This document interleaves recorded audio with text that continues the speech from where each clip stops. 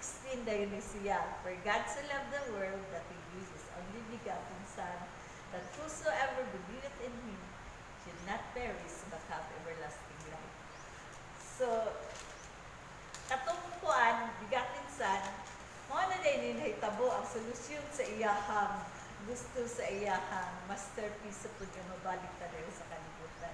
So, bitana na ako diri nga, kung mamatay ta, tuwing, diretso sa imperno. Imperno diri.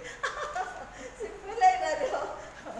So, pagabot diri, kanina man si God nga iyang ihatag, ipasig uli kita niya, ang atong relasyon ipasig uli sa iya. So, iyang ihatag ang solusyon nga, si Jesus Christ, kabalo na ang taan ni tanan, ako na i-review para malitay mo. Si Jesus Christ nga iyang bugtong anak, ipadala din diri sa kalibutan. So, kung earth of new life na ni, so kung kita tanan diri kay earth in new life na ta, so individual dili na tong as a whole nga earth nga gihayagat sa ulo sa giawsa, kanit-kanit kita, individual naman ang atong relationship sa Ginoo. So, nagdepende na sa kahayag sa imong kinabuhi diri sa earth. Pero, tungod kay naalagi si Jesus Christ na nagihatag niya, nahimo nang hayag po ako kalibu ang atong kinabuhi. Diba? Di na ta makasunod, diba nga, dark atong kinabuhi kay kita alone makamanifest sa atong kinabuhi nga nanak mo sa kahayag naka-experience ako ng abundant life.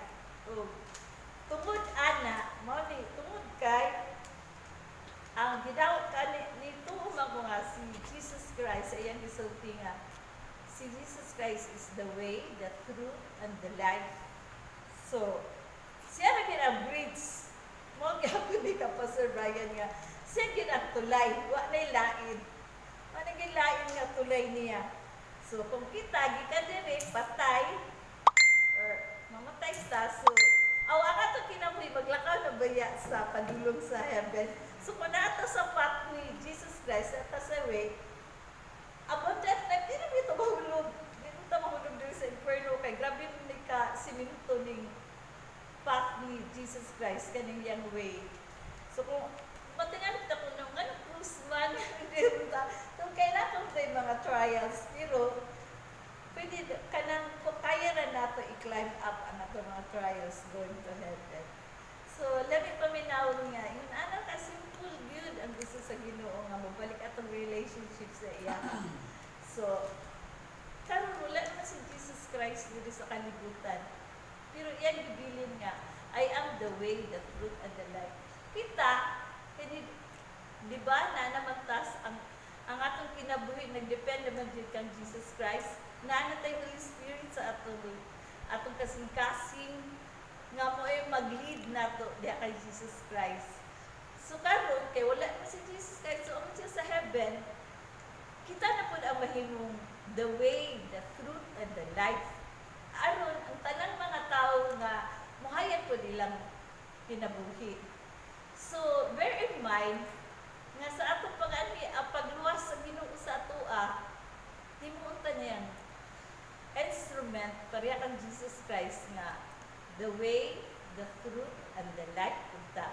So, dili gina nato siya tagaan nato siya importansya sa atong kinabuhi ba kay grabe pa yan dibuhat sa ato kanang atong life dali karon dili riya gyud dili pa rin sa uban ba nga na sila problema magtikog or wa na mag-wild, mag-inom, magkuan na.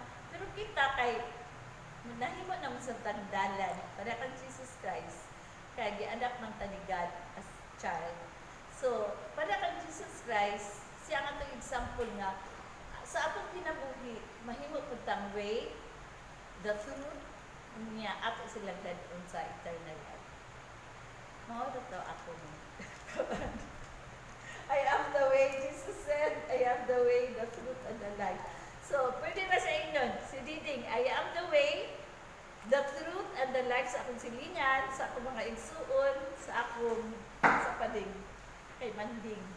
So, ako po, kay may mga magitang way po nga ang uban, wala pagi la kalibutan, mga yagan po sila, mabalik ang ilang relationship niya sa Ginoo. Thank you. Let us pray. Father God, we thank you sa imong pulong nga gipadayan karon. Salamat Lord nga imong gitagan og kabug-aton mahimo pud ning way, mahimo pud ning truth, ug mahimo pud ning muhatag og eternal life sa uban padulong diha kaning Ginoo. Salamat sa kamatuoran Ginoo. Kanang glory, honor, and praises belongs to